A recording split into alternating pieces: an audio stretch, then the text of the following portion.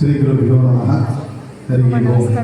कल्याणामृतगात्राय कवितार्थप्रदायिने श्रीमद्वेंकटनाथाय श्रीनिवासाय ते नमः।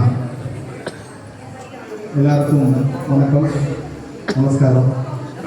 இந்த ஒரு நவராத்திரி விழா, நம்முடைய தாம்பராஸ் நடத்துகிற நவராத்திரி விழா ரொம்ப சிறப்பாக இந்த ஒரு பால முருகன் ஆலயத்தில் விசேஷமாக நடந்துட்டுருக்கு. பெருமாள் சன்னிதானம், குழந்தைகளுடைய பர்ஃபார்மன்ஸ் ரொம்ப நல்லா இருந்தது. குழந்தைகள் எல்லாம் பாடிட்டு இருந்தாங்க. பார்க்கறதுக்கும் கேட்கறதுக்கும் ரொம்ப சந்தோஷமாக இருக்குது. ஏன்னா நம்முடைய சனாதன தர்மத்தை முன்னாடி கொண்டு போகிறவங்கெல்லாம் இந்த குழந்தைகள் தான். அடுத்த கலாச்சாரம் வந்து நம்முடைய கலாச்சாரம், நம்முடைய தர்மம், நம்முடைய நாட்டில் இருக்கக்கூடிய இந்த கலைகள் இதையெல்லாம் முன்னாடி கொண்டு போகணும்னா குழந்தைகளால தான் முடியும். சரியா? அதனால தான் நம்ம பாருங்க, நம்முடைய இந்து மத சனாதன தர்மத்தை எப்படின்னா எதையுமே ரெஸ்ட்ரிக்ட் பண்ணல.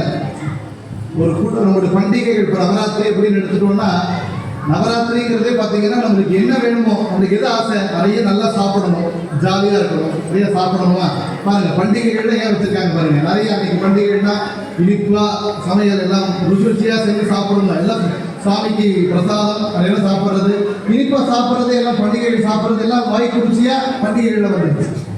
இல்லை சார், நான் வந்து நிறைய ட்ரெஸ் போடணும், என்ஜாய் பண்ணணும் அப்படின்னா அதுக்காக தீபாவளி சில முக்கியமான பண்டிகைகள் வச்சுருக்காங்க. புது துணிகள் வாங்கிட்டு அனுபவிக்கிறதுக்கான ஒரு காலம்.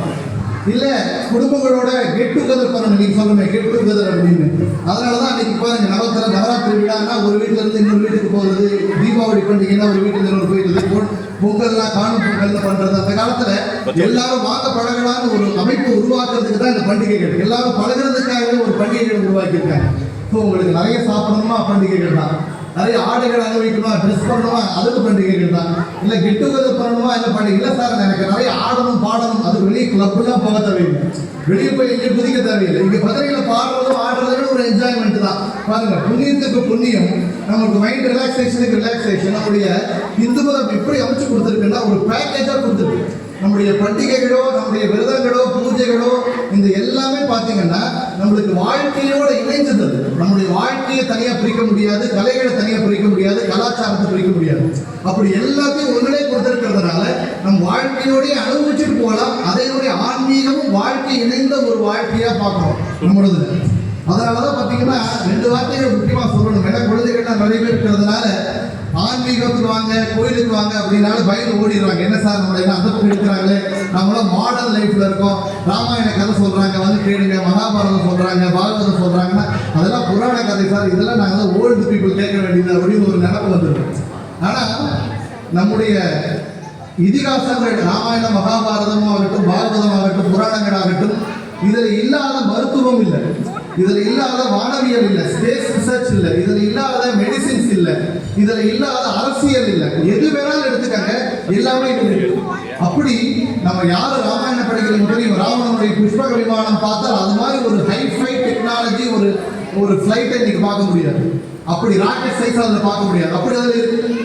மகாபாரதம் எடுத்துட்டோம்னா அதில் இல்லாத மெடிசின்ஸே கிடையாது. ஃபர்ஸ்ட் டெஸ்ட் டியூப் பேபி ஆகட்டும், பிளாஸ்டிக் சர்ஜரிங்கிற பாகங்களை, உடைந்து போன பாகங்களை ஒட்ட வைக்கிறது மகாபாரதத்தில் செஞ்சிருக்காங்கன்னு சொல்றாங்க.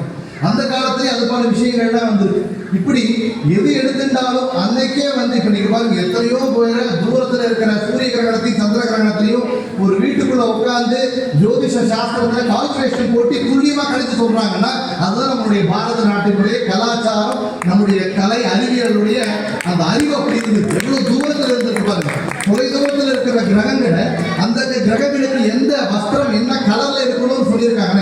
இன்னைக்கு செவ்வாய் என்ன கலர், இன்னைக்கு சனி கிரகம் என்ன கலர்னா அன்னைக்கு அந்த கிரகத்திற்குரிய நிறத்தை கண்டுபிடிச்சு நீ கொடுத்திருக்காங்க பாருங்க. நம்முடைய அறிவு எப்படி இருந்திருக்கு. ஏன்னா இன்னைக்கு ராமாயணம் கேட்கிறவங்க யாரும் டாக்டருக்கு போறது இல்லை, டாக்டர் இன்ஜினியரிங் படிக்கிறவங்க ராமாயணம் மகாபாரதம் கேட்கறது இல்லை. அது ரெண்டையும் சேர்த்து பண்ணோம்னா இந்தியாவை மாதிரி ஒரு எல்லா துறையிலையும் முன்னோடியாக இருக்கக்கூடிய ஆளுகளை எந்த தேசத்திலும் இருக்க முடியாது. அப்படி நம்முடைய இந்து மதத்தை அப்படி எல்லாம் சேர்ந்து வந்திருக்கு. அதனால குழந்தைகள் கையில தான் நம்முடைய கலாச்சாரம் இருக்கு. அந்த குழந்தைகளை யார் உருவாக்கணும்னா தாய் தந்தையர்கள் தான் நல்லா கொண்டு வரணும். ஒரு பெரிய பொறுப்பு இன்னைக்கு வந்து நம்முடைய பெற்றோர்கள் கையில் இருக்கு. நம்ம குழந்தைகளை நல்லா கொண்டு வரக்கூடிய பெரிய பொறுப்பு. ஏன்னா கிருஷ்ணன் கீதைகளை சொல்றாங்க, அர்ஜுனா நான் வந்து இந்த மாதிரி ஒரு தர்மத்தை செய்யணுங்கிறது இல்லை, பெரியவங்களுக்கு நமஸ்காரம் பண்ணணும், நானும் பூஜை பண்ணணும், நானும் தானம் பண்ணணும் அப்படிங்கிறது எனக்கு இல்லை. ஏன்னா அது பெருமாள், எனக்கு இதுவே இல்லை. ஆனால் ஏன் நான் பண்றேன்னா பெரியவங்க என்ன பண்றாங்களோ அதான் சின்னத்தை பண்ணுவாங்க. வீட்டில் அப்பா அம்மா பண்ணா என் அப்பா மாதிரி நான் இருப்பேன். குழந்தைகளுக்கு முதல் ரோல் மாடல் இன்ஸ்பிரேஷன் அவங்க அப்பா அம்மா தான். அப்ப வீட்டில் தாத்தா பாட்டி அப்பா அம்மா அந்த நம்ம தர்மத்தை கலாச்சாரத்தை காமிச்சாங்கன்னா அது பார்த்துதான் குழந்தைகள் வரும். ஆச்சாரத்தை சிரேஷ்டா சத்ததேவ இதரோ ஜனக செயற்பிரமாணம் பொறுத்தே லோக ததரு வர்த்தத்தை என்று கீதையில பகவான் சொல்றான். பெரியவங்கள மாதிரி சின்ன குழந்தைங்க நடக்கிறாங்க அப்படின்னு. பிரகலாதனை ஹிரண்யகசிபு அழிச்சப்புறம் நரசிம்மர் அழிச்சப்புறம் பிரகலாதன் கேட்கிறான நரசிம்மர்கிட்ட, எங்க அப்பா ஏதோ தப்பு பண்ணிட்டார், அவரை நீங்க அவனுக்கு நல்ல கதியை கொடுக்கணும். அப்படிங்கும் போது உன்னை போற ஒரு குழந்தையை பெற்ற பின் 7 குழந்தை உத்தாரணமாகுங்கிறார் நரசிம்மர். 7 குழந்தை உத்தாரணமாகும். நாம நினைக்கிறோம் நாம ஹிரண்யகசிபா இருந்தலாம், குழந்தைகளை பிரகலாதன் ஆக்கிடலாம்னு நினைக்கிறோம். நம்ம இப்படி வருதுங்களா, நம்ம குழந்தைங்க நல்லா கொண்டு வரணும் அப்படின்னு நினைக்கிறோம். நம்ம பையன் நம்மளை விட ஸ்மார்ட்டா இருக்கான், அவன் நினைக்கிறான் நான் ஹிரண்யகசிபா ஜாலியா இருந்துடுறேன், என் பையனை பிரகலாதனா மாத்திடுறேன். கடைசியில் ஒரு வம்சம் பூரம் ஹிரண்யகசிபு தான் இருப்பாங்க. அப்போ பெற்றோர்கள் நாங்களும் அதை தகுந்தபடி அந்த குழந்தைகள் முன்னாடி நம்ம எப்படி நடந்துக்கணுமோ அதை நடந்து காட்டணும்.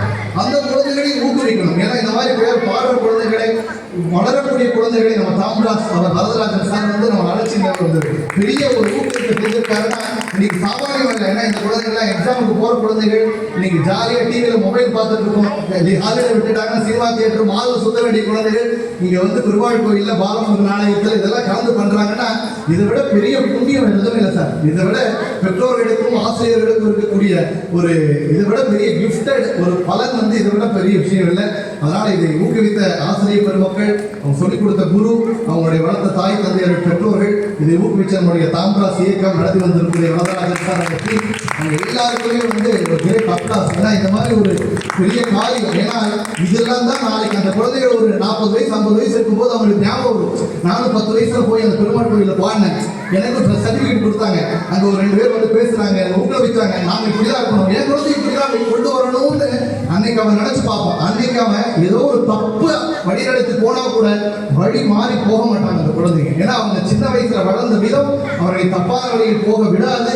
அதற்கு இந்த தர்ம சம்ஸ்காரம் இதுதான் முக்கியம். இது இன்னைக்கு கொடுத்துருக்கோம்ன்றதுல கண்டிப்பா பெருமையாக இருக்குன்னு சொல்லி இந்த விழாவில் என்னையும் அழைத்து ஒரு கௌரவிச்ச தாம்பராஸ் நிறுவனத்திற்கு நன்றிகளை தெரிவிக்கிறேன். நன்றி, வணக்கம். இந்த குழந்தைகளுக்கு இதே போல இந்த பெருமாளுடைய அனுகிரகத்தால நல்ல ஒரு கல்வி, நல்ல ஒழுக்கம், நல்ல ஒரு மேன்மையை இதே போல அந்த கல்வியில கலைகளில நல்ல வளரக்கூடிய ஒரு பாக்கியத்தை பகவான் கொடுக்கட்டும்னு அவர் பகவானிடத்தை பெருமாள் எடுத்து நானும் பிரார்த்தனை செய்திருக்கிறேன். ஸ்ரீ கிருஷ்ணா.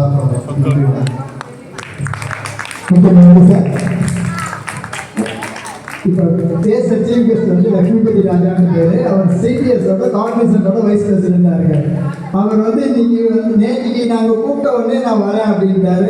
ஒரே நாள் இந்த அரேஞ்ச்மெண்ட்ஸ் எல்லாமே பண்ணி அங்கேருந்து அவர் மேலவகத்துலேருந்து வந்திருக்காரு இதுக்காக ஃபங்க்ஷனுக்காக.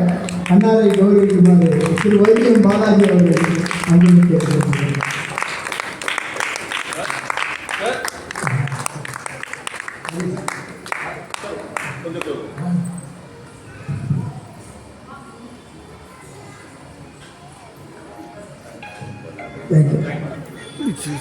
நம்ம வாரத்துக்குள்ளே ஃபோட்டோ எடுத்துட்டாங்க.